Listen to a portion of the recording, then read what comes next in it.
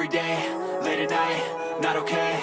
All I want, and I pray, all I need are some better days. Hi everybody, it's Avery. I know it's been a little bit since I've filmed a video for this channel, but I've done some rebranding for it, changed the channel name, changed some of the channel art, and finally have found like my kind of art style for this channel a little bit, and it's kind of like inspired me to start filming videos again. I'm gonna try and film one video a week. We'll see. Keep fingers crossed. So I thought today we'd talk about a topic that I don't necessarily like talking about because I will start crying. So you know what the solution's gonna be? We're gonna do my makeup while talking about it so I don't cry while talking about it. At least that's what I hope. Like, I hope that me doing my makeup while talking about this topic will help me not to sob. So basically what we're gonna be talking about is grieving the life you once had before you got diagnosed or started having flare-ups with a chronic illness, whatever the case may be. Mine was having this series of flare-ups and higher intensity. I was first diagnosed when I was 17, over 6 years ago. No, how old am I? 18, 19, 20, 21. Okay, no, it is 6 years. 6 years ago, I was diagnosed with postural orthostatic tachycardia syndrome, and I've had a bad go at it with my chronic illness since like 5 months ago. It started getting worse to a point where I've had to change my life incredibly. I think it is important to talk about grieving because it can be therapeutic in a way. And things like this, like me talking to a camera about my feelings, talking to you all about my feelings and grieving what I am not able to do anymore, what I have to change about my life, it needs to happen, like for my own mental health. So that's what we're gonna do today. I'm going to get ready to film some BookTube videos. I have a BookTube channel. If you don't know, it's always linked down below.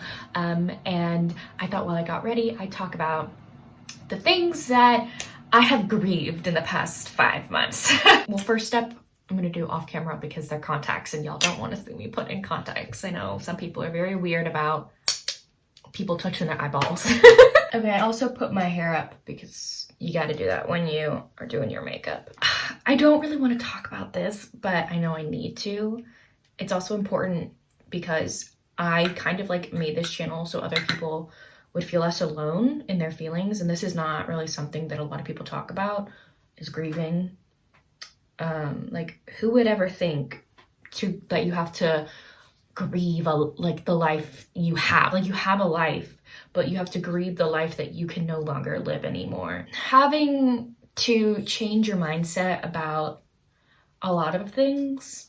Like, for example, I use a mobility aid, a walker, when I'm out in public now. It gives me more sense of security because I can't stand for long periods of time. And like, I fell into like a depressive episode a couple months ago because I had been stuck in this house for 2 months. I had not left the house once because I can't stand up for long periods of time. And I was like, I can't go anywhere. What am I supposed to do? I'm getting stir crazy. I'm becoming depressed. I don't know what to do with my life anymore. Like, I can't even go to the grocery store. I felt horrible about myself. And so we decided to purchase a mobility aid, and it has helped my life immensely, and I'm very grateful for it because, like, when I'm at the grocery store and I need to sit down, I have a seat with me, you know? So I really like that for that purpose. I kind of like have to change my mindset about being a disabled person now, if that makes sense. Like, I've never really labeled myself as like a disabled person before this point. I always just labeled myself as having a chronic illness. But my chronic illness in the past couple months has had me change my mindset about me using mobility aids and realizing my body cannot function on its own, and that I am a disabled person. That's not a bad thing. I think it's just a little difficult to like have to change your mindset about living life a different way that you've lived for 23 years, you know?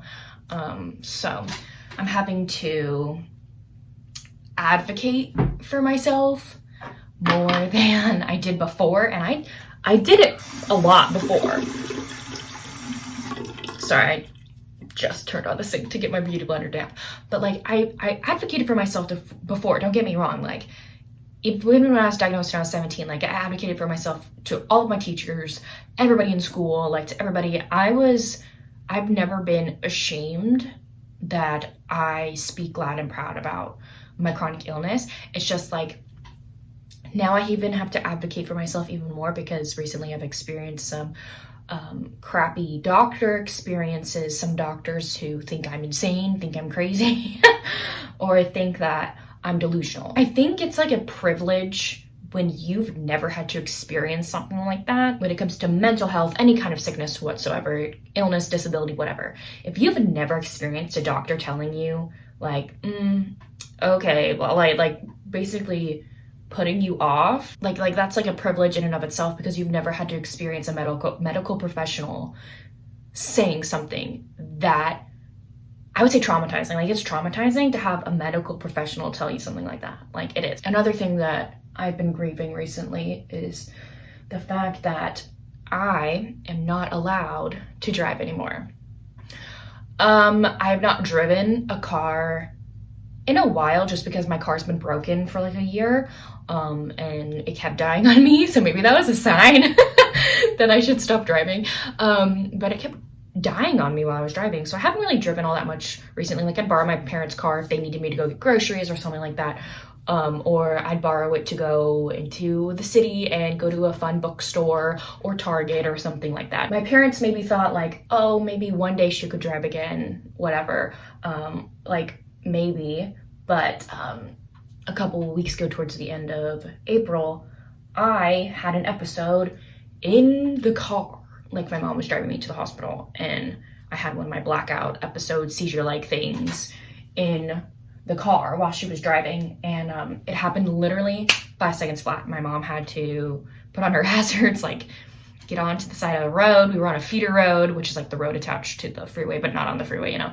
I know feeder roads are called something different in different places, but this is Texas. And so she had to get to the side of the feeder road, put her hazards on, literally put her hand across my body because I was like having seizure-like movements and stuff like that. And it literally happened in a split second. We've now learned since that experience, because people have been like, oh, maybe like you can feel one coming on and maybe just pull over. No, that is not possible. I literally feel one coming on.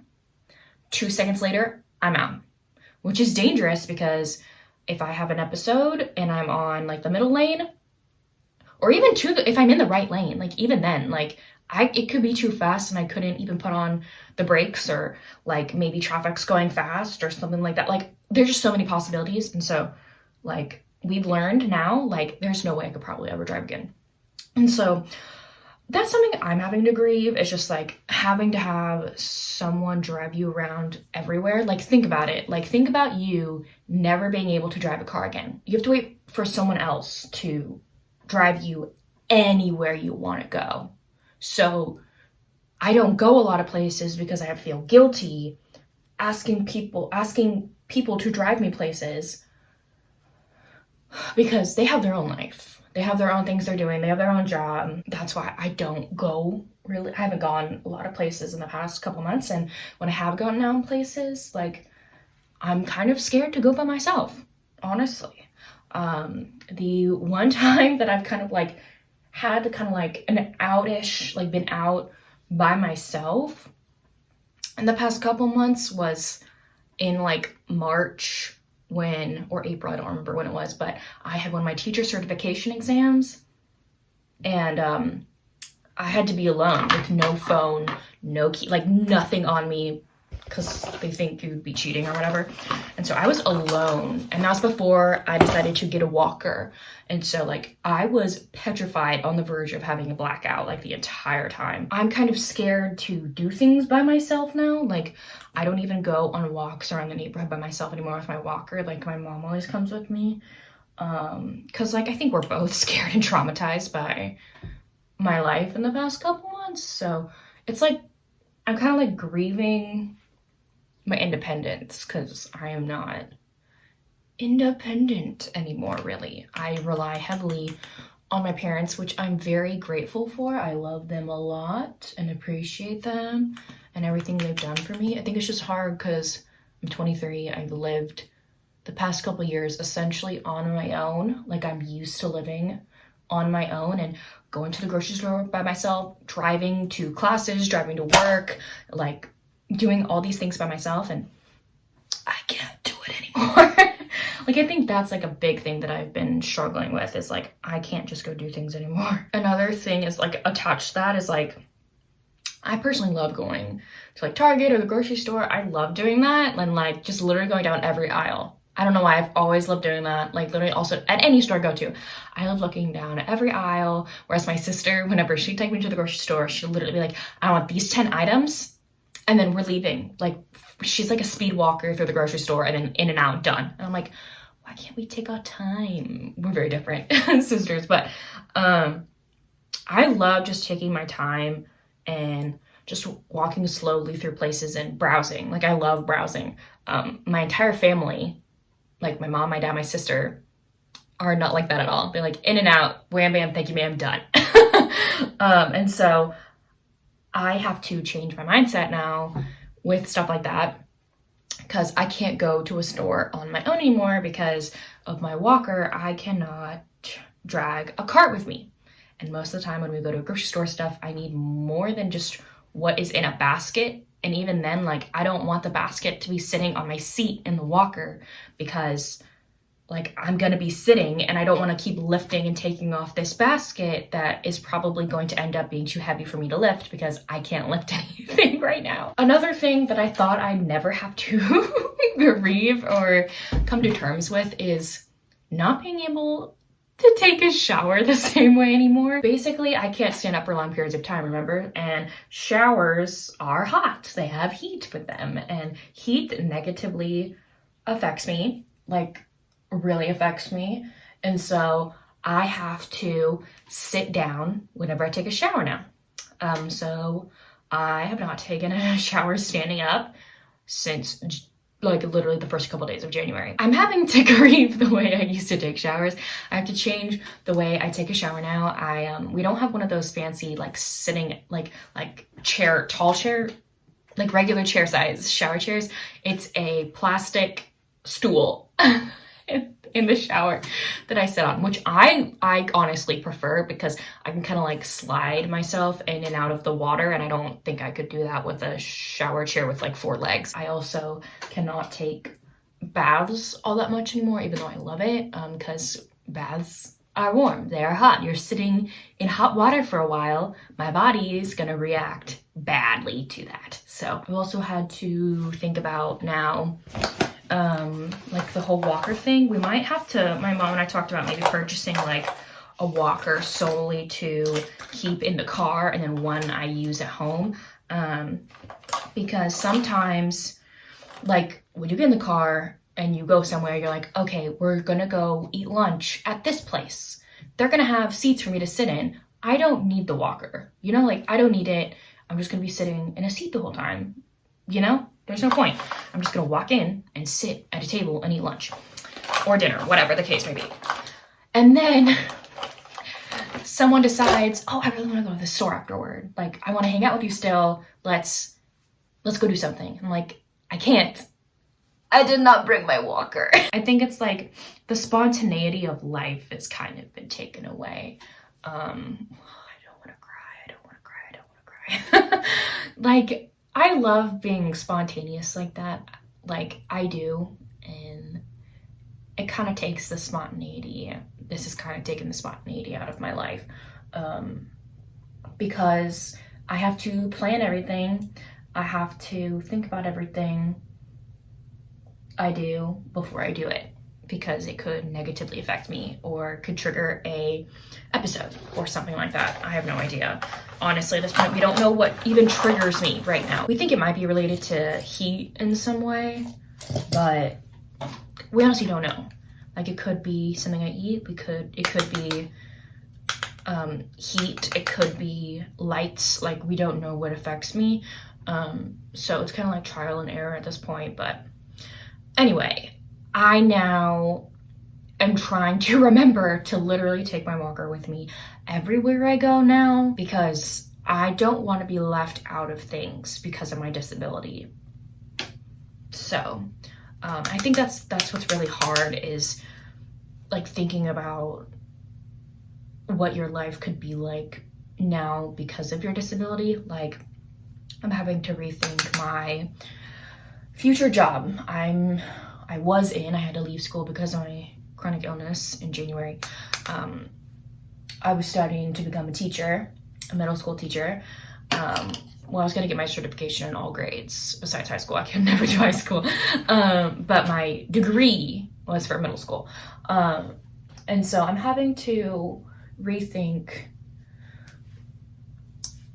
my future plans, because I was in the semester before all this happened, I was in a thing at my school called Junior Methods, where like you have like classes 2 days a week, like all day long, and then you have 1 day a week where you are at a children's school, basically kind of like shadowing a teacher. And even just shadowing, like I didn't teach anything. All I did all day was follow this teacher around, listen to any of the tips that she gave or things that she did, and maybe like help some of the kids in like activities or homework, like any like assignments and stuff. Like, and it was second grade. Like, it's not like kindergarten, or like, you know, like it's not like, I don't know how to describe it, but like even that, like I would be, I feel like, on the verge of a blackout so many times I went. And I was like, how am I supposed to function like this every single day of my life? Like, I don't think I can. And then like thinking about it now, there's no way, the way that I'm at right now, I could go to a children's school every single day and function and not black out. I'm getting this freaking degree because I'm 23. I've worked on my bachelor's degree for years, since I was 18. And I am sick of it. I want to be done. I just want to get this degree and have a degree and it be over with. But I don't know if I could be a teacher anymore. And like that's been a big struggle for me with my journey with all of this, is because like I've always pictured myself as being a teacher and having that kind of life. And dropped the brush. I don't know if I could do it. And there are people that are like, well, what do you mean? Like, no one could like discriminate against you or anything like that because of your disability or anything like that. I'm like, no, like it's illegal to do that, obviously, to hire me for someplace, because there are parents and schools and people in general out there who don't want a teacher with a disability teaching their child because they think it would be dangerous. So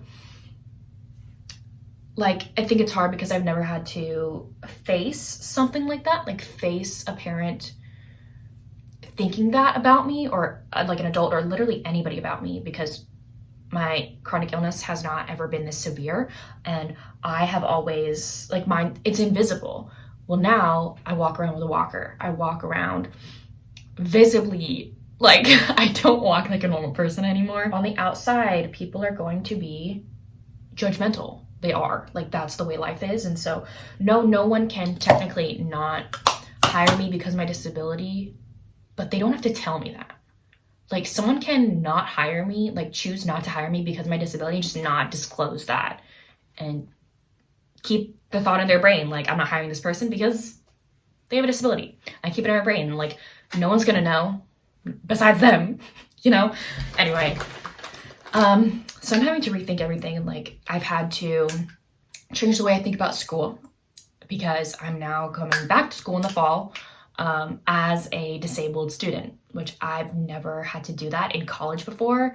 I had like a 504 for my chronic illness in high school, but like, again, it was not as severe as it is right now. And so I'm having to talk to disability services about accommodation, all the accommodations I need. I need to talk to the field placement office for going to children's schools about making sure the classroom I'm placed in is handicap accessible.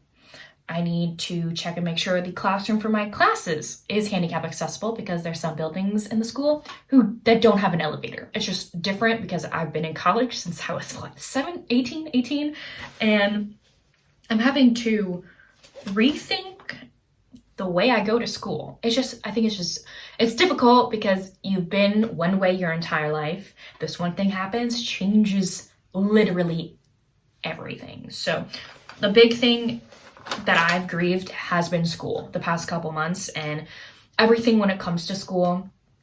I had a job at my university in the education department, which I had to leave, that I really liked. I was becoming close friends with coworkers, and I felt like, oh, these people could possibly like be close friends of mine.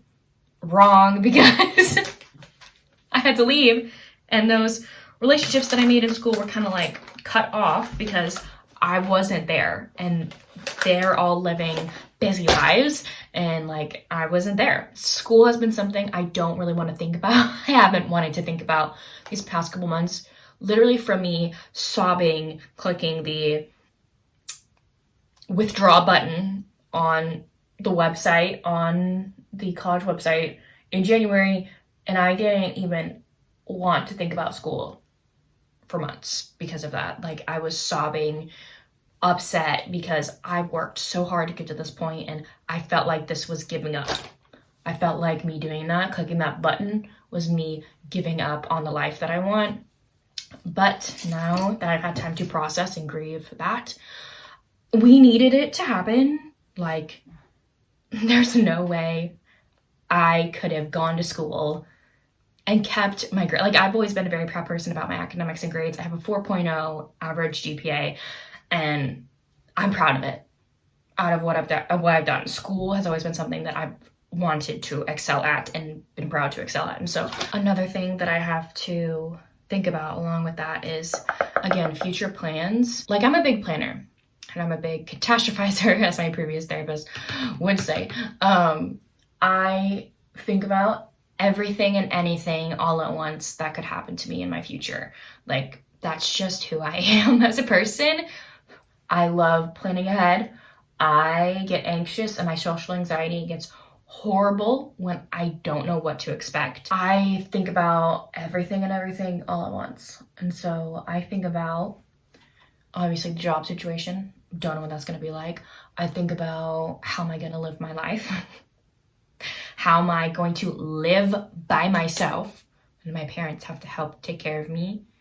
And like right now, currently, how am I supposed to live by myself at college? How am I supposed to do that? How's a man gonna love me? Like, that's something that I've been thinking about, honestly, because there are men out there who immediately see the walker, immediately see a sick girl or person, whatever the case may be, immediate no for them, which is disgusting. I don't want that person anyway if they do that.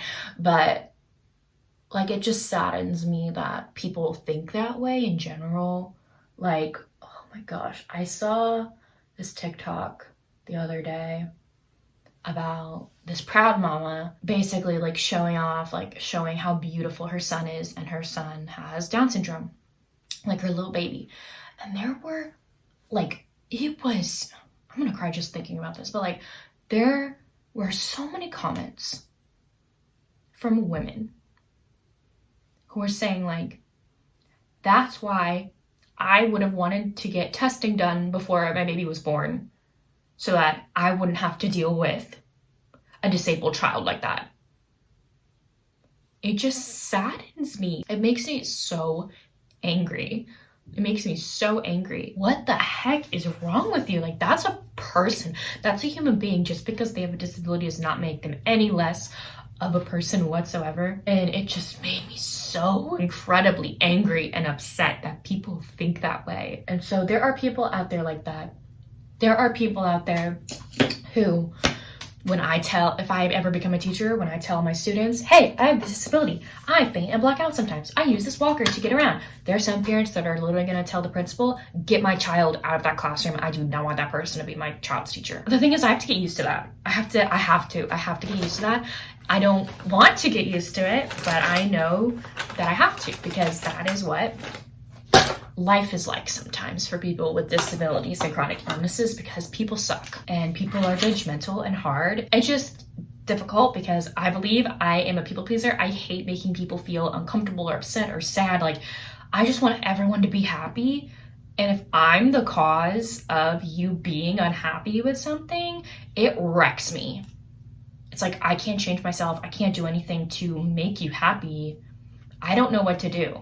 And it's just hard. It's hard. It's really difficult for me to process this. Anyway, we're gonna move on from that. I'm putting on eyeliner, so I better not cry anymore. Something I don't think I ever thought I was going to do was, I literally have to track everything that I do now. Sometimes I forget. Because I'm a very forgetful person. If it's not on an alarm or on a schedule, I forget about it. Like on a checklist, I mean.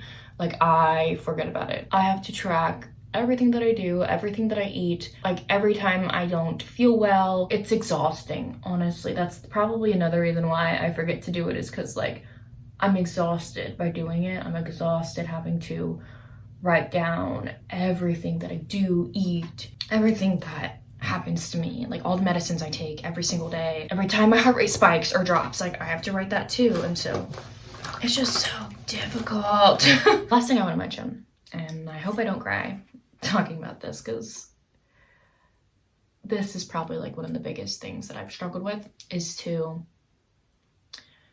be more gracious with myself. I've never really been all that gracious with myself. I'm a person who beats herself up about everything that I've ever done wrong. That's what happens with anxiety. So I beat up myself a lot, and I'm having to learn how to be gracious with myself and my body, which is very hard for me. I'm having to give myself time and patience, because I can't move the same way I used to. Whenever I want to get up and go to the bathroom when I wake up in the morning, I have to slowly sit up, wait a minute, even if I'm bursting to go pee. Like, I have to sit up, wait about a minute or 30 seconds, however long it takes me, my heart rate to calm down.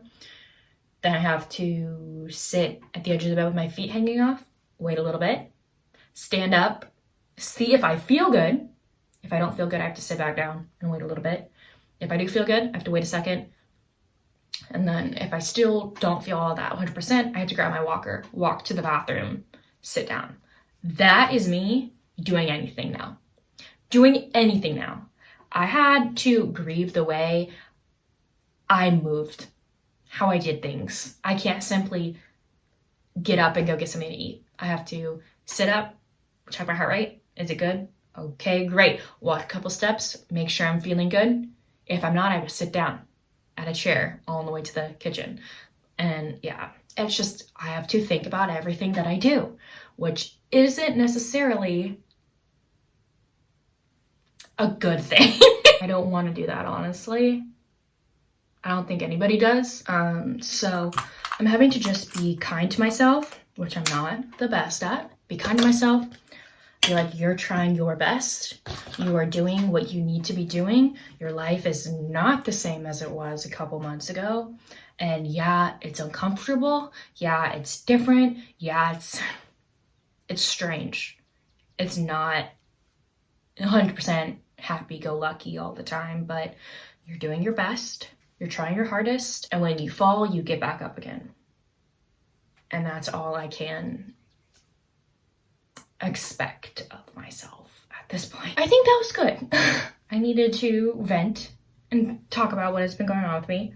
I hope that other people out there who have chronic illnesses and disabilities, this helped you feel less alone. And if you ever want to chat or vent to somebody like I'm venting right now, I recommend just venting to a camera. Like, that's nice, but you could also vent to me if you want. My Instagram is linked down below. I have my book one and my chronic illness one, so feel free to message me on any of those things. I'm always here to listen and become friends with other chronically ill and disabled people. So anyway, I'm gonna go do my hair, straighten it, get ready to film some videos, and go film. So anyway, thank y'all so much for listening to me kind of vent what has been going on with me. I love y'all so much, and thank you all so much for watching this video. Bye y'all.